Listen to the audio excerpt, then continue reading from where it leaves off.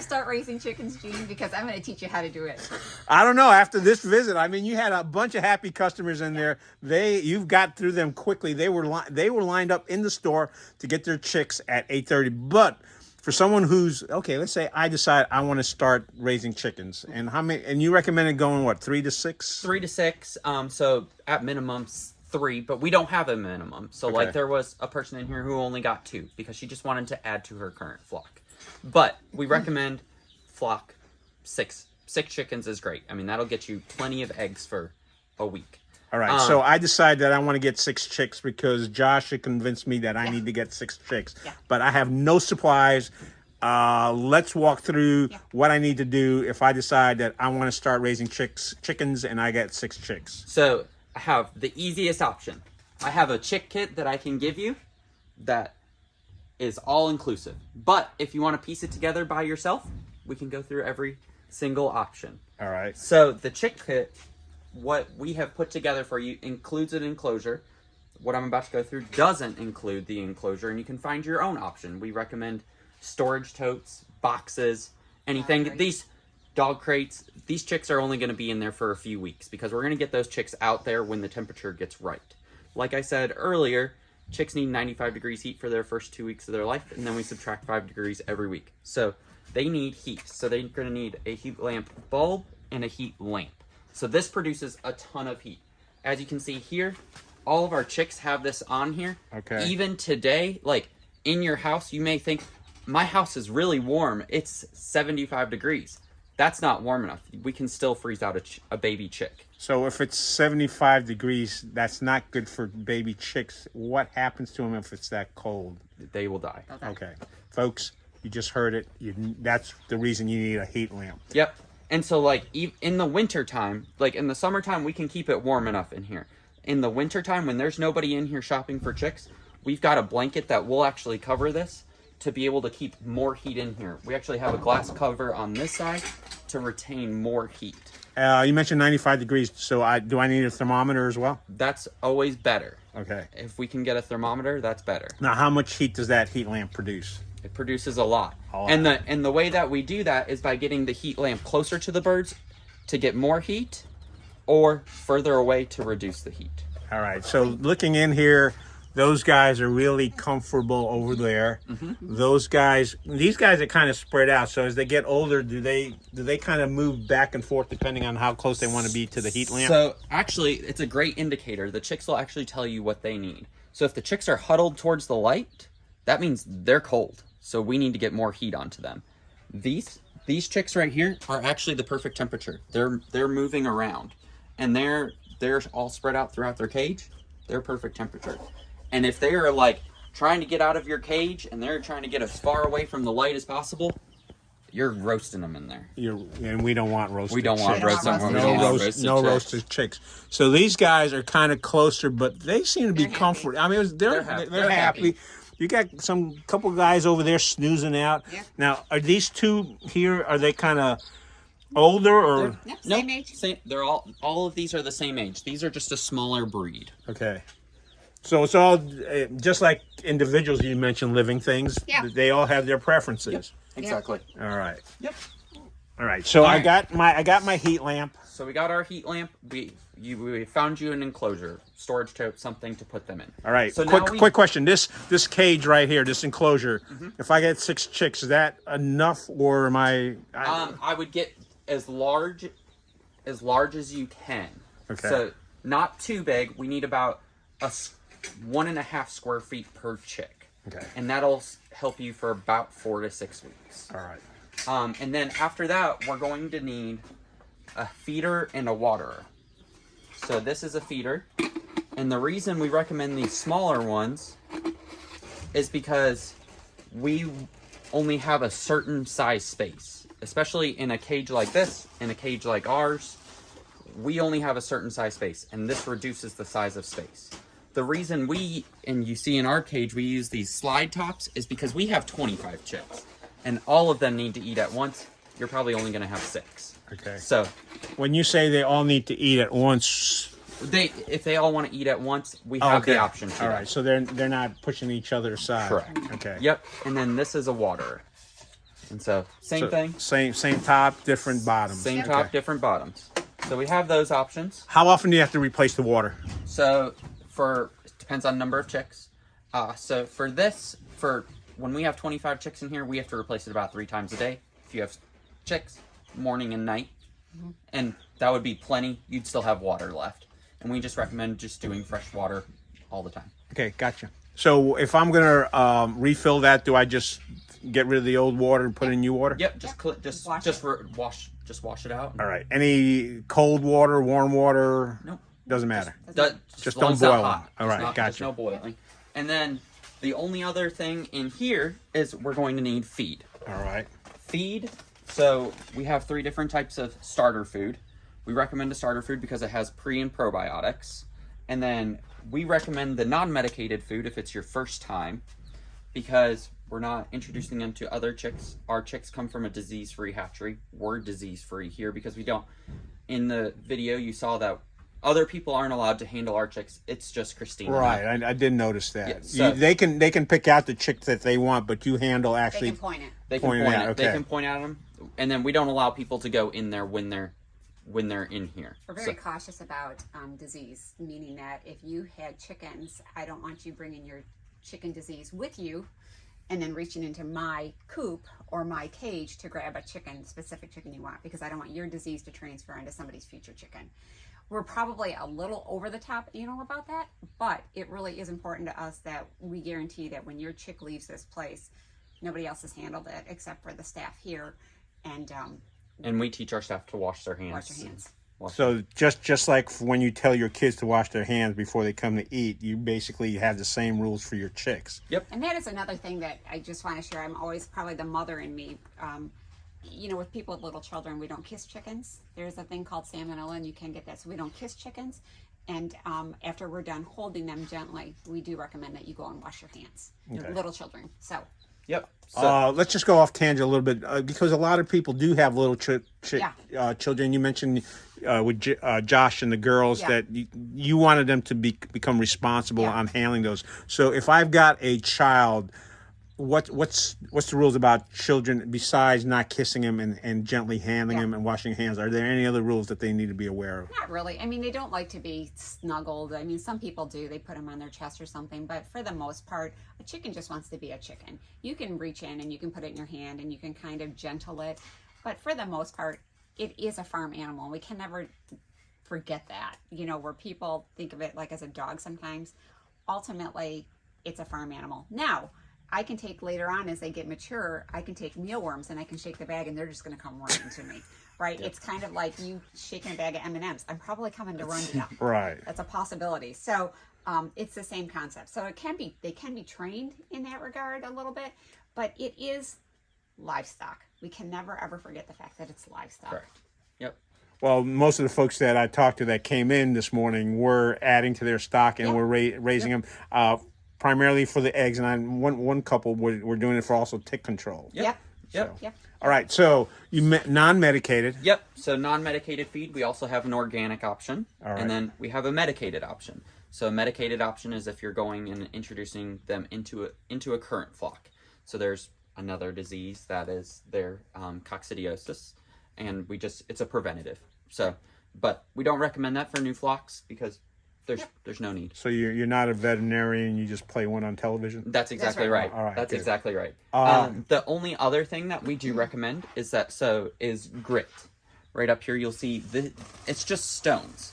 It's just crushed up stones. So chickens, That's not the grits I would get down the road at the restaurant. No, it is right? not. No, Okay. unfortunately not. Okay. No, so chickens don't chew. So they don't have teeth to be able to chew and process their food. Especially grasses, forages, scraps, anything that you like table scraps that you decide that you think you can give to your chickens. And when you do that, the chickens can't process it. But if they have grit into their system, they ingest the grit and it breaks down the food for it. Okay, so you've got starter grit, grower grit, developer grit, and oyster shells. Can you break those down a little bit? So the 3 different types of grit are just based on size. Okay. So a baby chick can't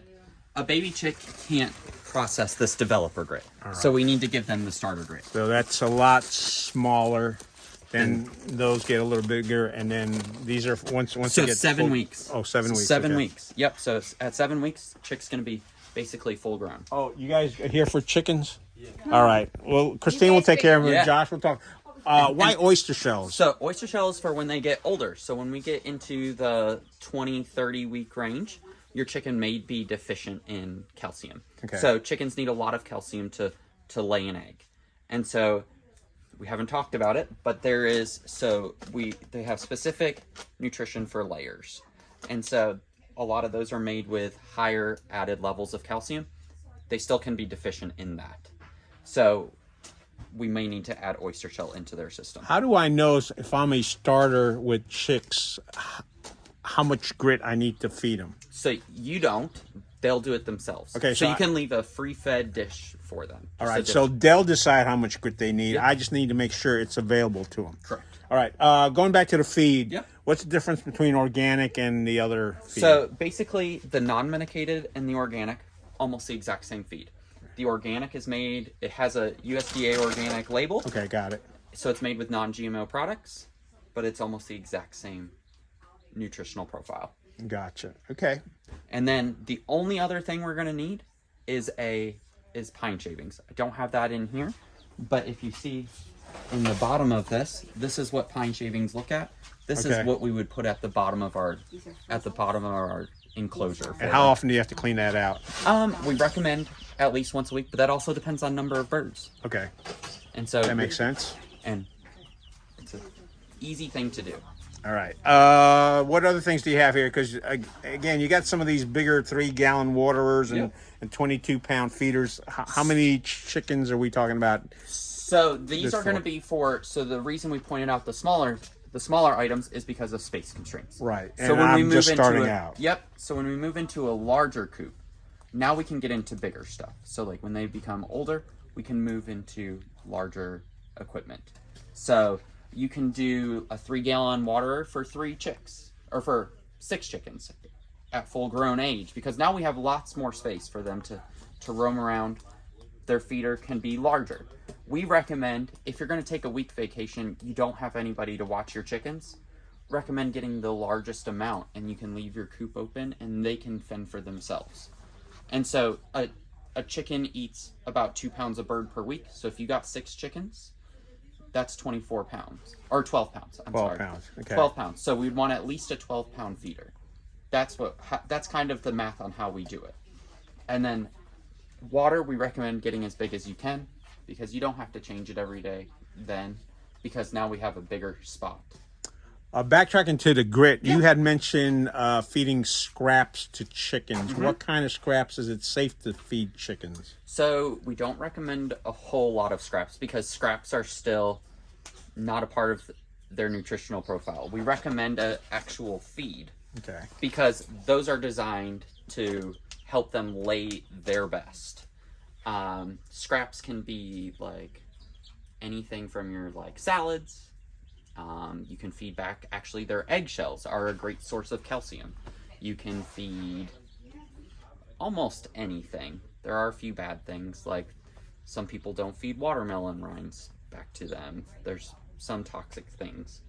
Let me ask you this question. When I was a kid, my sister's godmother's parents had a chicken farm, and we used to gather up grass and throw it over the fence to feed to the And chicken. they just- I guess, yes, they went. It was like the M&Ms for them. Yep. So that's all fine. So that's fine. So basically, if you start in an area where the chicks are, or where the chickens are, and they have grass, I guarantee you in about a week, all the grass would be gone. Gotcha. And that's when we want to make sure that they have grit into their system to be able to help process and break down that. All right, so if they're out there eating grass on my property, and as long as I've got the grit out there, We're perfectly they'll take fine. care of themselves. Yep. And then when they get older, and if they're free ranging, they're going to be able to process and forage for grit themselves. But we also recommend having it as in their food or as a dish next to it to help supplement. Right, and there's no disadvantage or advantage of having it one way or the other. No, Okay. there's no. Anything else we need to know? No. Everything else is just kind of an add-on. You can have different stuff in your nesting boxes. You can add straw into their nesting box to make it more comfortable for them. You can have different types of bedding for them that smell better, that makes your coop smell better. Because sometimes, I mean, as you know, being on a farm, it can smell. It smells like a farm. It smells like a farm. Some people do not want that. Right. And so, and then we sell egg cartons, we sell metal feeders, we sell chicken treats, we sell about everything. All right, so we've talked about getting it all set up. One of the things I think you and your mom had mentioned early on was varmints. What are the precautions folks can do to protect? Well, let's start off with what varmints what varmints put chicks at risk?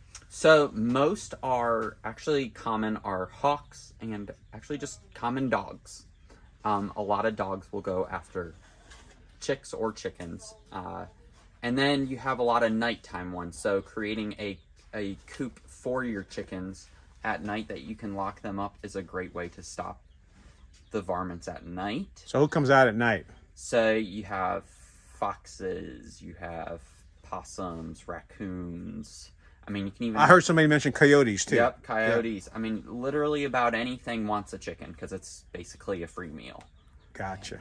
And so that's why some people want a rooster on the Chatham Chat list. They're a great protector of your flock. Why are they a great protector? What makes them a great protector? So they're the male, and they will run towards the danger, and the females will run away from the danger.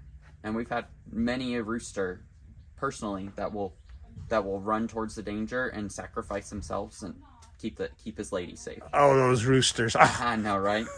All right. Enclosure. So you're talking about in the evening, I kind of run the chickens into the coop. Is that what I'm doing? Or so actually, if you let them free range at night, and if they don't get too far away, if you don't let them free range too long, they generally tend to stay where you have food and water. Okay. As long as you do that at nighttime, right about dusk. So like right now, about 8:20, they actually know to go back in themselves, and almost every single one of them will go in there, and you just lock the door. That's it. All right, so we've talked about getting the chicks. We've talked about what I need to get my 6 chickens going. Yep. And we've talked about keeping my chickens safe. What else do folks need to know that are thinking about starting off with 6 chickens? Really nothing. I mean, we're a great resource.